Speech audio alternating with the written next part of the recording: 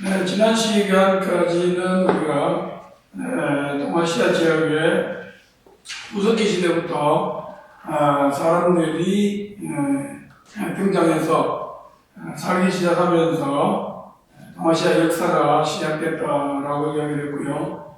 그 다음에 동아시아 지역에서는 그런 구석기 시대를 거쳐서 그 다음에 이어서 이제 신석기가 들어오고, 그 다음에 이런 신석기가 사용이 되면서 사람들의 생활은 구석기 시대에 비해서 많은 변화를 겪었다.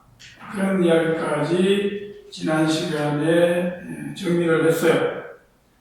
자, 그런데 이런 이제 신석기 시대 말기에 가면은 이제 사람들은 그전처럼 돌을 도구로 사용하면서도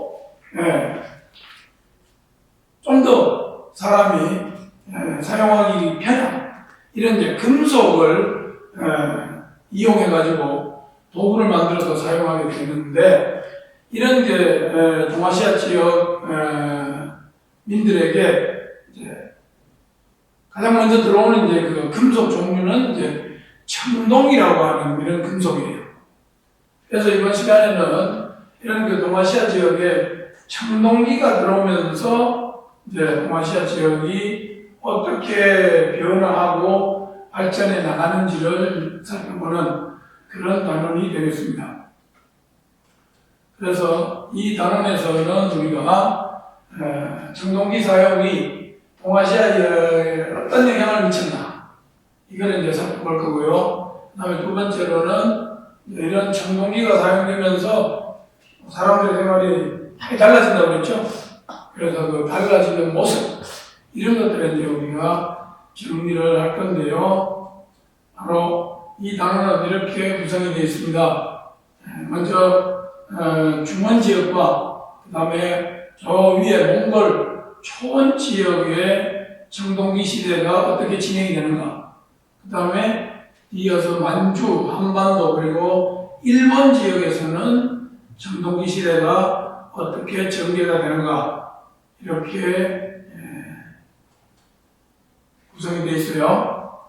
자, 그래서 이제 교과서 본문으로 들어가 보면 먼저 청동기가 들어오게 되는 어떤 계기, 그거를 살펴보게 되면은 우리가 앞에서 배웠던 내용이에요. 신석기 시대는 구석기 시대하고 다른 점이 뭐라고 했죠? 다른 점은 바로 농사를 짓고 목축을 해서 사람들이 먹는 문제를 해결했다고 했죠. 그죠? 그런데 이런 신석기 시대에 시간이 흐르고, 그 다음에 사람의 어떤 머리가 점점 발달하게 되면서 사람들은 농사 짓는 기술도 점점 발전시키게 돼요. 자, 그래서 이렇게 농사 기술이 발전했다는 것은 뭐를 의미하느냐? 그만큼 생산량이 늘어났다는 것을 의미하게 돼요. 그래서 교과서에 보면 신석기 시대 말에 농사 짓는 기술이 발달을 했다고 되어 있어요. 그리고 이런 농사 기술의 발달로 식량 생산이 많아지다 보니까 사람들이 먹고 쓰고 그러고도 식량이 남아요. 이런 남는 식량을 뭐라고 그래요? 잉여 생산물이라고 해요. 두 번째 글에 나와있죠? 잉여 생산물이 생기게 되는데, 그런데 이렇게 먹고 쓰고 남는 이런 식량 어떻게 하겠어요? 그건 사람들이 이제 모으겠죠. 축적이라고 해요. 모아요. 근데 모으면 그게 뭐가 돼요? 재산이 되겠죠. 그런데 이런 재산이 사람마다 똑같지 않아요. 어떤 사람은 열심히 일을 해가지고 많이 생산하고 그러다 보니까 많이 남기고, 그 반면에 어떤 사람은 별로 많이 생산하지 못해가지고 남기는 것도 별로 없어요.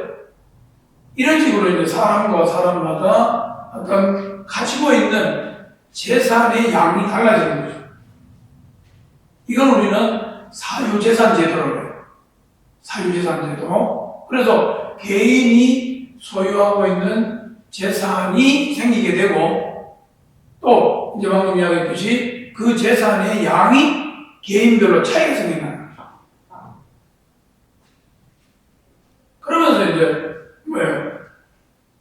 재산을 많이 갖는 사람은 아무래도 재산이 많으니까 남을 어떻게 해요? 부려먹거나 지배할 수 있겠죠. 그래서 이런 사람들은 뭐가 돼요? 높은 계층이 되는 거고, 반면에 재산이 없는 사람은 남이 시키는 대로 일을 해야 되겠죠. 그러면 이런 사람들은 뭐가 돼요? 남이 시키는 대로 일을 해야 되는 사람이니까 이 사람들은 지배를 받는 계층이죠. 피지배 계층이죠. 이런 변화를 뭐라고 하느냐? 바로 세 번째 줄에 나와 있죠. 계층의 분화라고 해요. 계층 분화. 자, 이런 현상이 나타난다는 거죠. 그리고 그 전에, 이제 좀 전에 내가 이제 하나 빠뜨렸는데, 잉여 생산물이 많아지고 생산량이 늘어났다는 것은 그만큼 먹고 살기가 좋다는 이야기 아니에요. 그죠? 먹고 살기가 좋아지면은 거기에 따라서 인구도 증가하는 것이죠. 자, 그래서 정리하면은 신석기 시대 말이 되면은 잉여 생산물이 생기고, 그 다음에 인구가 증가하고, 그 다음에 사유재산 제도가 생기고, 또 더 나아가서는 계층의 문화가 이루어진다는 거예요. 그 네 가지 줄을 쳐두고요. 그 다음에 이런 이제 변화가 생기면서 서두에 이야기했듯이 사람들은 이때부터 단순한 돌이 아닌 청동이라고 하는 금속을 사용하기 시작해요.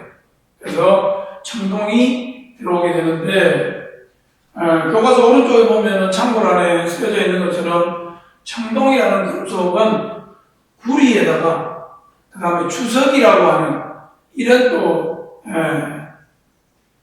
금속을 섞어서 만들어지는 이런 그 쇠붙인데, 그런데 요즘도 마찬가지지만은 이때는 더 했겠죠. 아무래도 청동이 흔할까요? 아니면 귀할까요? 청동은 귀해요. 그래서 교과서에도 나와 있는 것처럼 네 번째 줄에 청동이라는 이 금속은 흔하지 않아요. 그러다 보니까 가질 수 있는 사람이 많지 않다는 거죠. 그래서 이런 청동기를 갖게 되는 사람들, 청동기를 가진 사람들은 주로 어떤 사람일까요? 가진 사람들, 대체로 보면 지배층들이에요.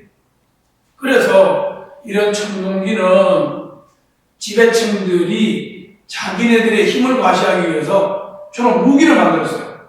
지배층의 무기. 그 다음 무기만 만들겠어요? 뭐 했겠어요? 자기네들의 권위를 과시하려면 장식품도 만들었겠죠. 장식품. 그리고 이런 지배층들은 자기네가 일반 사람들하고는 좀 다르다는 것을 강조하기 위해 가지고 뭔가 하늘에다가 제사를 지내고 하는 이런 의식을 해요.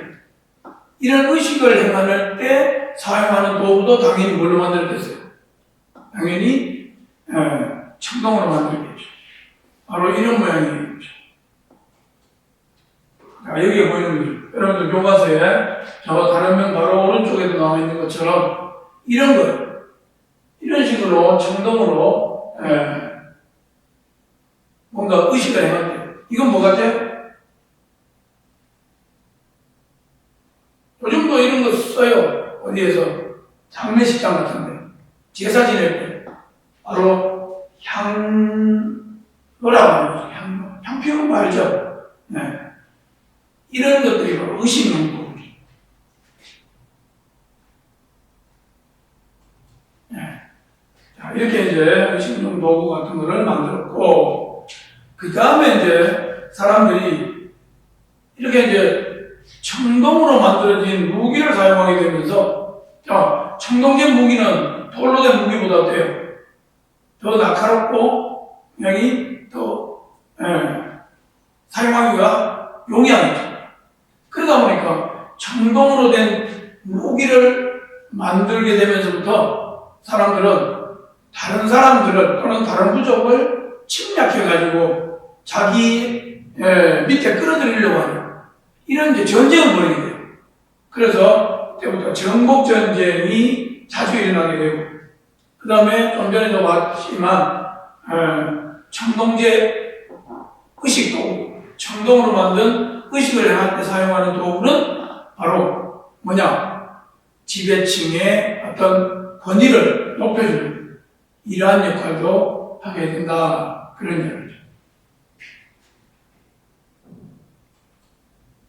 자, 이런 청동기가 동아시아 지역에서 본격적으로 사용되게 된 것은 여기도 나와 있는 것처럼 기원전 2000년경이라고 추정을 합니다. 교과서에도 7번째 줄에 나와 있습니다. 기원전 2000년경 청동기가 사용되게 되는데, 먼저 동아시아 지역에서도 중원 지역에서는 황하강을 중심으로 해가지고 사람들이 농사를 짓고 살게 되면서 이 사람들은 자 이제 주변 다른 민족이 또는 다른 세력이 쳐들어오지 못하게끔 성벽을 쌓아요. 그리고 그 성벽을 쌓고 그 내부에다가 궁궐을 짓고 이렇게 해가지고 한마디로 말하면 하나의 도시가 또 형성되기도 해요. 그래서 거기 보면은 성벽과 정치 조직을 갖춘 도시가 나타났다고 되어 있죠. 그런 중원 지역에 최초로 만들어졌다고 하는 도시가 바로 이런 모습입니다. 여러분들 교과서에도 나와 있죠. 얼리터우라고 하는 궁궐터인데요. 이 궁궐터를 발굴을 해가지고 복원을 했어요. 이런 식으로 복원을 해봤어요.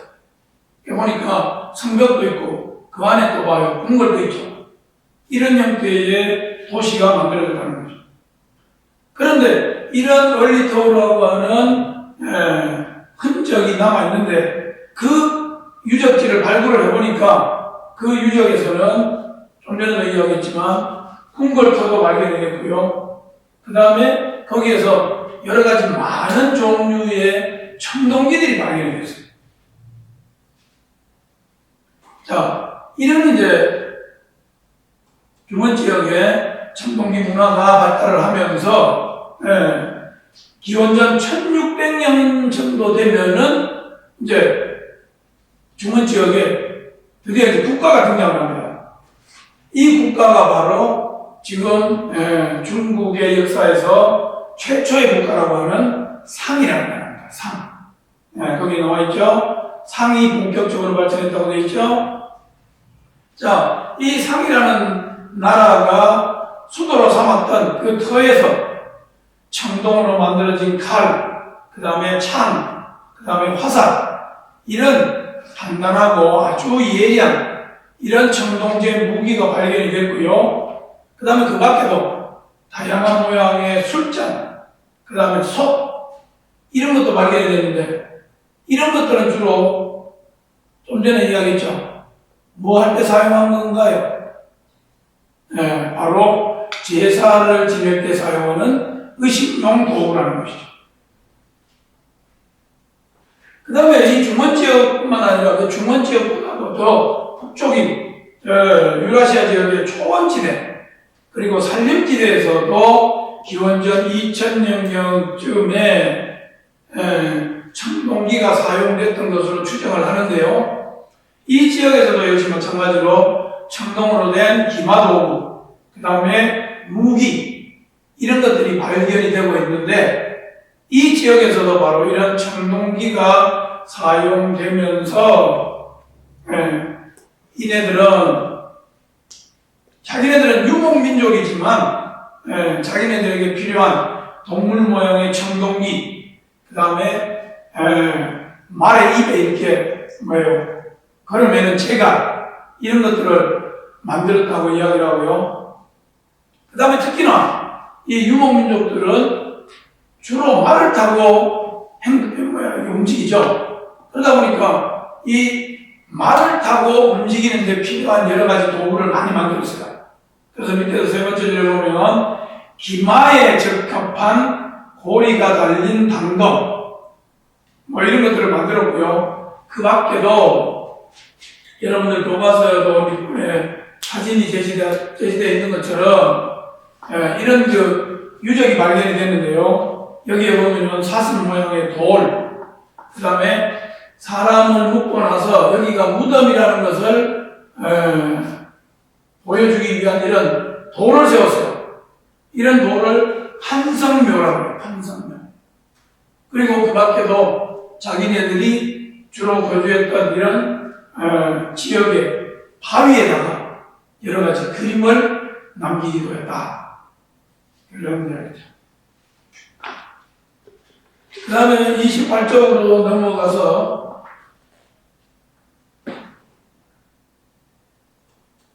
자, 이번에는 만주, 그리고 한반도 지역, 그리고 일본에서는 청동기 문화가 어떻게 발전했을까? 만주와 한반도 지역의 청동기 문화에 대해서는 여러분들이 작년에 한국사 시간에 대체로 다 배웠어요. 그래서 거기 보면은 만주 지역에서는 기원전 20세기에서 기원전 15세기, 그러니까 연도로 환산하면 언제 중원지역하고 비슷해요. 기원전 2000년경에서 기원전 1500년경 사이. 이때 이제 만주 지역의 청동기가 등장했다고 이렇게 지금 추정을 하고 있고요. 이게 이제 만주에서부터 서서히 어디로? 한반도 남쪽 지역으로 청동기가 전파가 돼 내려갔다. 이렇게 추정을 하고 있어요. 그래서 이런 남주와 한반도 지역에서 역시 많은 청동기가 발견이 됐는데요. 청동으로 된 칼, 창, 화살촉 같은 무기, 그 다음에 청동으로 된 거울, 그 다음에 청동으로 된 방울, 이런 것도 출토가 되고 있는데요. 자, 여기 보면은 청동으로 된 거울이 보이죠? 자, 근데 여러분들이 보기에 이게 무슨 거울이냐? 이렇게 생각하겠지만, 근데 여러분들도 봤나 모르겠는데, 이런 청동으로 만들어진 이런 물건을, 약품을 이용해가지고 깨끗하게 닦으면, 이게 어때요? 겉면이 번쩍번쩍해요. 빛이 나요. 그리고 사람의 얼굴도 실제로, 비춰져요. 그래서 이제 거울이라 이렇게 이야기하는데, 근데 이제 거울이라고 이야기하지만, 그러나 어떤 학자들은 이게 거울이라기보다는 뭐예요? 닦아가지고 번쩍번쩍 빛이 나니까 이게 뭐에 사용됐을 것 같아요? 바로 지배자들의 권위를 상징하는 것. 그런 상징물로 사용을 했던 것으로 이렇게 이야기하고요. 그 다음 밑에 보면은 청동방울 보이죠? 이거 뭐 하는데 사용하는 거예요? 청동방울. 이거 제사장들이 제사 지내거나 아니면은 뭔가 자기가 하늘에다가 뭔가를 기원하거나 비고 하는 이런 의식을 행할 때 막 흔드는 거 맞죠? 이런 의식용 도구라는 것을 우리가 알 수가 있어요. 자, 그래서 이런 거울과 방울 같은 건 의식용 도구들로 출토가 됐고요. 그 다음 앞에서도 이야기했지만 이 청동이라는 금속은 귀하다고 했어요. 그렇기 때문에 이런 청동은 아무 데나 함부로 쓸 수가 없어요. 그러다 보니까 사람들이 생활할 때 필요한 생활도구는 청동으로 만들 수가 없어요. 그래서 생활도구는 주로 돌이나 나무로 만들었다는 거예요. 그러니까 여러분들이 생각해야 되는 게 뭐냐면 기억해야 되는 게 청동기 시대지만 사람들이 사용하는 생활도구는 여전히 돌이었다. 그런 이야기예요. 그래서 그 돌로 된 청동기 시대의 농기구로 대표적인 게 우리나라에서 많이 발견이 됐어요. 그거 바로 뭐냐면은 뭐였어요? 청동기 시대의 대표적인 돌로 된 농기구. 반달 돌칼이라고 기억납니까? 네, 반달 모양으로 된 돌칼. 바로 그 돌칼 가지고 뭐 한다고 그랬어요? 곡식의 이삭을 자르는 이런 주수도구로 사용을 했다고 아마 작년에 여러분들 배웠을 거예요.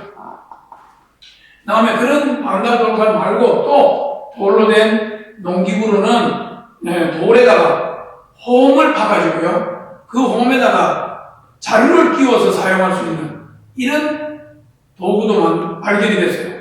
이런 도구를 홈좌기로, 홈좌기. 돌에 홈을 파가지고 도끼처럼 사용할 수 있도록 하는 홈좌기. 이런 것도 있었고요. 그 다음에 여러분들 작년에 한국사 배우면서 만주와 한반도 지역의 청동기 유물 중에 대표적인 거 기억나는 거 뭐였습니까? 거대한 돌로 만든 무덤 기억나죠? 고인돌이 많이 관련되어 있어요. 고인돌. 자, 고인돌 여러분들 교과서에 되어 있죠? 이런 모양의 고인돌입니다. 이 고인돌은 지금 현재 서울에서 가까운 강화도 지역에 남아있는 고인돌인데요. 자, 이런 고인돌, 무덤이라고 하는데 누구의 무덤일까요? 바로 엄청난 힘을 가지고 있는, 권력을 가지고 있는 지배층의 무덤이다. 이렇게 이야기를 하고 있죠.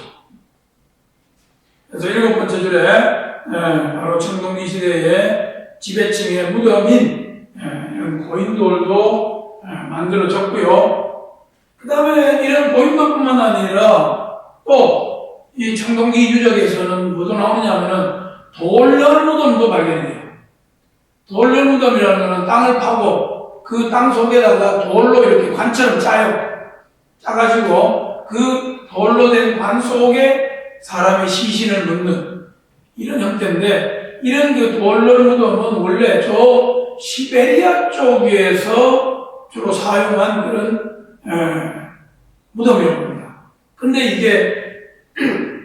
만주와 한반도 일대에서 발견된다는 것은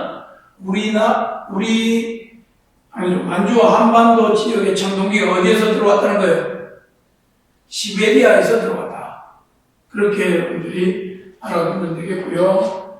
그 다음 이제 마지막으로 일본 지역의 청동기는 어떻게 발전을 했을까? 자, 일본의 청동기는 한반도에서 전해졌다고 이야기해요.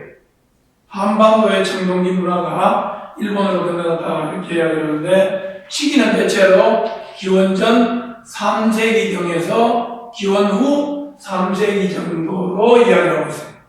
이 시기쯤에 한반도의 청동기가 일본으로 건너갔다. 그래서 일본에서 청동기가 사용된 이 시기를 일본 역사에서는 야요이 시대라고 해요. 야요이 시대. 기원전 3세기부터 기원 후 3세기까지 청동기를 사용한 시대를 일본에서는 야요이 시대라고 한다. 그런데 이런 그 일본이 한반도에서 청동기를 받아가지고 사용을 하고 있는 그 사이에 한반도에서는 또 청동기에 의해서 뭐가 들어왔을까요? 철기가 들어옵니다. 그리고 그 한반도에서 사용된 철기가 이번에는 다시 또 어떻게 되겠어요? 또 일본으로 전해지겠죠. 그래서 일본은 야요이 시대를 거치면서 바로 이어서 일본에서는 철기 시대가 바로 이어진다는 거예요. 그래서 밑에 세 번째 줄에 보면 이런 철기 시대지만은 일본의 역사에서는 청동기 시대에도 나무로 된 도구 또는 잔석기 이런 것도 사용을 해요. 그러다가 이제 철을 사용하게 되면서부터는 농기구에도 쇠를 덧대가지고 농기구를 만들어요. 쇠를 덧댄 농기구. 그리고 농기구는 철로 만들지만은 청동기는 역시 일본에서도 뭐 하는데 사용했대요? 제사를 지낼 때 사용하는 제기. 또는 지배자의 권위를 상징하기 위한 장신구 이런 것들을 만드는 데 주로 사용했고요. 그 다음에 철이 들어오면서 농기구는 철로 만들고 또 철로 또 뭘 만들었겠어요? 무기도 만들게 되는 것이죠. 자, 이렇게 해서 이제 일본에서도 청동기에 이어서 철기가 사용된 이런 여유 시대가 정리됐다는 것을 우리가 살펴봤고요. 자, 그 다음에 밑에 탕구력 활동에 보세요. 탕구력 키우는 활동에 보면 동아시아 각 지역에서 만들어진 청동제 도구가 쭉 제시가 되어 있는데요. 자, 요거 뭡니까? 제일 왼쪽에 있는 거. 요거 바로 비파형 농검이죠. 요 비파형 농검은요, 만주와 한반도 일대에서만 발견이 됩니다. 그래서 만주와 한반도 일대의 청동기 시대를 대표하는 대표적인 유물이다. 이렇게 알아두면 되겠고요. 그런데 같은 청동으로 된 검인데 오른쪽에 보세요. 오른쪽에 이 검은 어때요? 모양이 좀 다르죠? 모양도 다르고 그 다음에 밑에 손잡이 부분을 한번 보세요. 손잡이 부분. 비파형 농검은 손잡이가 지금 현재 있어요? 없어요? 없죠? 그러면 이게 여기 손잡이 뭘로 만들었을 것 같아요? 뾰족하죠? 뾰족하니까 여기에다가 나무 같은 걸로 손잡이를 여기에 끼웠다는 이야기가 되겠죠. 그런데 오른쪽에 요 청동이 보세요. 청동검 보세요. 보면은 손잡이가 아예 만들어져 있어요. 그렇죠? 왼쪽에 밑바닥 농검에는 손잡이가 없는데 여기는 손잡이가 다 이렇게 달려 있어요. 이게 뭐냐? 바로 북방식 청동검인데요. 이건 뭐냐? 왜 이렇게 만들었을까요? 북방 지역은 주로 유목을 생업을 한다고 그랬죠. 그러다 보니까 유목을 생업을 하면서 이 지역 사람들은 주로 뭘 타고 활동한다고요? 말을 타고 이동을 한다고 그랬죠. 그러다 보니까 말을 타고 생활을 주로 하다 보니까 이 사람들은 말을 타면서도 사용할 수 있는 이런 단검을 만들었다는 거죠. 이런 청동검을 만들었다는 거예요. 그리고 이렇게 밑에 고리가 있다는 거는 손잡이가 고리 모양으로 되어 있다는 건 이건 뭘 의미하느냐? 이거는 말을 타고 달리면서 사용해야 되기 때문에 고리처럼 만들어가지고 이거를 놓치지 않게끔, 떨어뜨리지 않게끔 하기 위해서 이런 식으로 검을 만들었다. 이렇게 주장을 하고 있고요. 그 다음에 오른쪽에 있는 거 아까 봤죠? 바로 의식용 도구들입니다. 그 다음에 여기에서 보면 이건 중국의 아까 청동 유적지, 얼리토우라고 하는 유적지에서 발견된 숫자네요. 자, 이런 모양의 청동기도 발견이 됐다. 그런 이야기인데요. 자, 그걸 보고서 밑에 보세요. 1번을 보면 이 자료들을 보고, 자료 1을 보고 동아시아 지역에서 사용된 청동검의 모양이 지역별로 이렇게 다른 이유가 뭘까? 자, 이런 이유죠. 사람들의 생활 방식이 달랐기 때문에 그 생활 방식에 맞추어 가지고 청동기를 제작을 했고, 그 다음에 또 하나는 청동기를 제작하는 기술도 달랐기 때문이다. 이렇게 이야기를 하고 있고요. 그 다음에 두 번째 자료 1과 자료 2를 보고 청동기를 사용하면서 나타난 변화. 자, 청동기를 사용하면서 나타난 변화 뭘까요? 자, 우리 본문에도 다 나왔어요. 청동기는 귀한 금속이기 때문에 아무나 가질 수 없다고 그랬어요. 그래서 청동기를 가진 사람들은 청동기를 못 가진 사람을 어떻게 할까요? 청동기 못 가진 사람들을 정복해가지고 지배하게 되는 거죠. 그래서 여기도 나와있죠. 정복전쟁을 통해서 지배력을 확장해 가는 거예요. 그 다음에 두 번째로 나타난 변화는, 자, 이런 청동기, 주로 지배층들이 제사용 도구로 많이 만들었다고 그랬죠?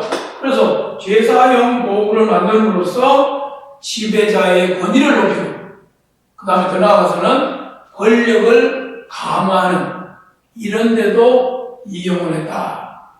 이렇게 이야기를 할 수가 있는 거지. 자, 이렇게 해서 이번 시간에는 동아시아에 청동이라고 하는 이런 금속이 들어와서 사용되면서 각 지역별로 어떤 물건들이 만들어졌고 그 다음에 어떤 역사적인 발전이 있었는가를 살펴봤습니다. 그 다음에 다음 시간에는 이제 이런 청동기가 들어오면서요, 동아시아 여러 지역에도 국가라는 이런 조직이 등장합니다. 그래서 다음 시간에는 이런 청동기가 사용되면서 등장한 동아시아 지역의 지역별 국가 어떤 주변 과정, 그리고 그 국가들이 어떻게 발전해 나가는지 그런 과정들을 살펴보도록 하겠습니다. 수고하셨습니다.